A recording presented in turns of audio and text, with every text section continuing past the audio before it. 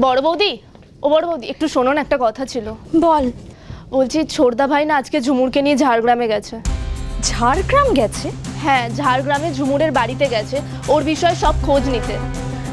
তাহলে তো ওদের ফিরতে অনেক দেরি হবে রে। রাতে বৌভাতের অনুষ্ঠান, ফুলসজ্জা সমস্ত কিছু ক্যান্সেল করতে হবে, কোনো কিছুই তো আর করা যাবে না।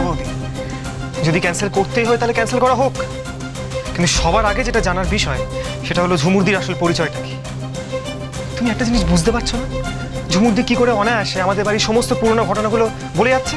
এক্স্যাক্টলি স্যাম, এটা আমারও কোয়েশ্চেন। ঝুমুর এমন একটা সময়ের কথা বলছে যে সময় নাকি ওই বাড়িতেই আসেনি। কি স্ট্রেঞ্জ না? যাই হোক, ছোটদা ভাই আজই ওর খোঁজ নিতে গেছে, এটা খুব ভালো করেছে। কিন্তু আমার তো অন্য বিষয়ে চিন্তা হচ্ছে সিঞ্জিনি। ঝুমুরের শরীরটা তো একদম ভালো নেই, তার উপর ঝাড়গ্রাম গেছে। ও শরীরের উপর যদি অযথা ধকল যায় তখন কি হবে বলো তো? এই স্যাম, তুমি একটা ফোন করো তো আবিরকে, দেখো তো শরীর ঠিক আছে কি। কথাটা শোনো, আমার দুজনের সাথেই কথা হয়েছে, ছোটদা ভাইয়ের সাথেও আর ঝুমুরের সাথেও। ঝুমুর বলেছে এখন ঠিক আছে।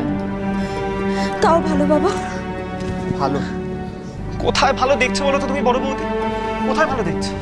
এই বাড়িতে আর কিছু ভালো হয়? দিন দিন তো সবকিছু জটিল হয়ে যাচ্ছে। আমার কিচ্ছু ভালো লাগছে না।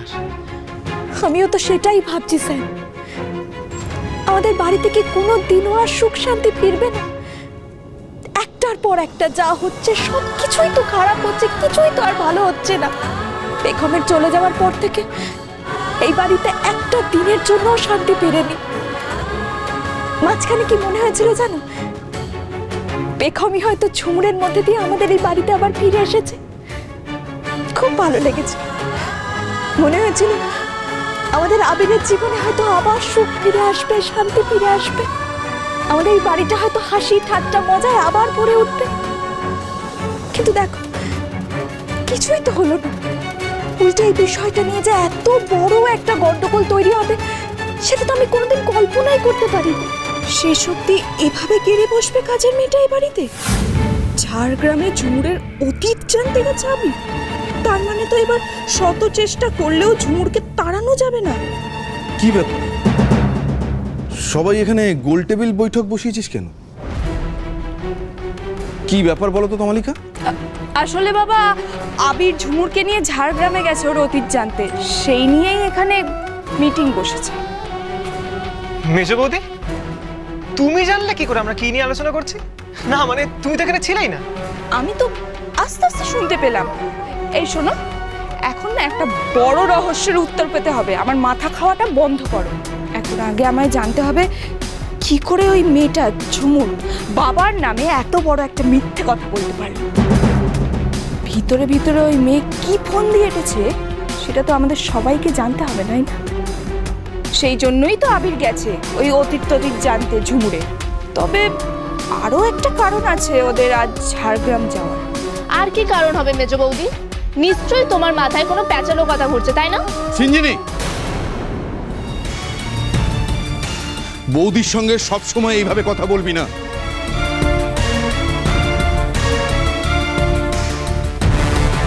আজকাল তোরা বড্ড মুখে মুখে কথা বলতে শিখেছিস। একদম ঠিক বলেছো বাবা, না বুঝে কথা বলে, আবার আমাকে বোকা বলে। আরে বাবা, ঝাড়গ্রামে যাওয়ার নামে ঝুমুরের আসল পরিচয় উদ্ধার করতে গেছে আবির।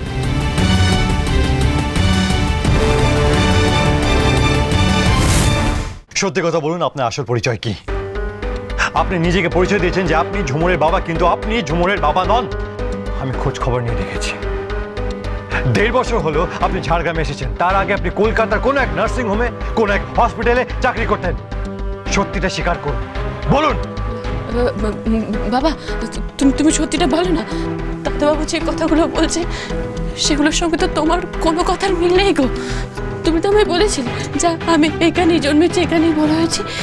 আমার একটা অসুখের জন্য আমি আগে সব কথা ভুলে গেছি, কিন্তু আমি তোমারই মেয়ে, এটাই তো তুমি আমায় বলেছিলে। তাহলে দাদাবাবু যে বলছেন তুমি মাত্র 1.5 বছর হয়েছে ঝাড়গ্রামে এসেছো। ও বাবা, কোনটা সত্যি কোনটা মিথ্যা আমায় বলো না। তুমি আবার চোখের দিকে তাকিয়ে কথা কেন বলছো না? আমার থেকে মুখ কেন ফিরিয়ে নিচ্ছ? বাবা, উত্তর দাও আমার। তার মানে দাদাবাবু যে কথাটা বলছেন সেটা সত্যি?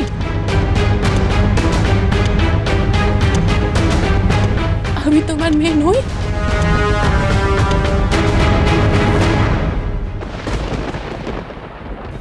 মেজ বৌদি, তুমি একটু বোধহয় ভুল বললে।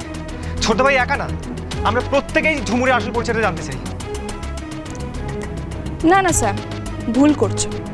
সবাই ঝুমুরের পরিচয় জানতে চায় না, বাবা তো জানতে চায়ই না, তাই না বাবা? এগুলো কি কথা রনিতা? সব বিষয়ে সব জায়গায় তুই জোর করে কেন অশান্তি বাড়াস বলতো? আরে বাবা, আমি অশান্তি করার মতো কি এমন বললাম? তোমরা তো আমার কথাটাই কমপ্লিট করতে দিচ্ছ না। ওই মেয়েটা বাবার সম্পর্কে এত খারাপ একটা অপবাদ দিয়েছে, তারপরে নিশ্চয়ই বাবা ওর সম্পর্কে কিছু জানতে চাইবে না, এটাই তো স্বাভাবিক।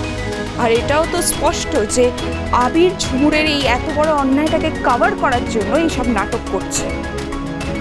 তাহলে তোমরাই ভেবে দেখো, ঝুমুর তো এতদিন হলো এই বাড়িতে এসেছে, আবির তো কোনোদিন যায়নি ঝাড়গ্রামে ওর খোঁজ নিতে। বাবাকে এসব বলার পরই আবিরের মনে হলো যাই ঝাড়গ্রাম গিয়ে খোঁজ নি, তাও আবার ঝুমুরকে নিয়ে। এর দুটো কারণ হতে পারে। এক, যাতে বাবা ঝুমুরকে কোনো প্রশ্ন না করে বা বাড়ির লোকজন ওর ওপর চড়াও না হয়, সেই জন্য এই প্ল্যান। আরেকটা হলো, আবির আর ঝুমুর যদি বাবাকে চোর প্রমাণ করতে পারে তাহলে ওদেরই কোনো লাভ আছে। তাহলে আমার আসল পরিচয় কি বাবা? কোথায় আমার বাড়ি?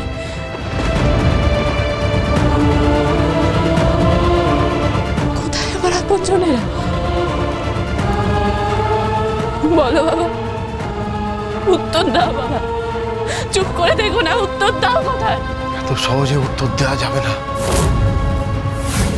অনেক বড় ষড়যন্ত্র, অনেক বড় ষড়যন্ত্রের অংশ এই উত্তর। ষড়যন্ত্র মানে? কখন ষড়যন্ত্রের কথা বলছেন আপনি? তার মানে কি বেগমই ঝুমুর?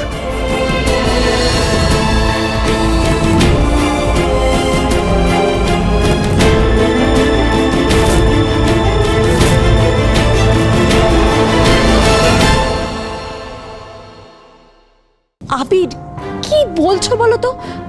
আমরা কিন্তু কিচ্ছু বুঝতে পারছি না। রিল্যাক্স বড় বৌদি, রিল্যাক্স। আমি সব কিছু বুঝিয়ে বলবো, কিন্তু তার আগে দলিল নিয়ে যিনি কথা বলবেন তাকে ডেকে নি কাকুমা। এবার আপনি ভেতরে আসতে পারেন।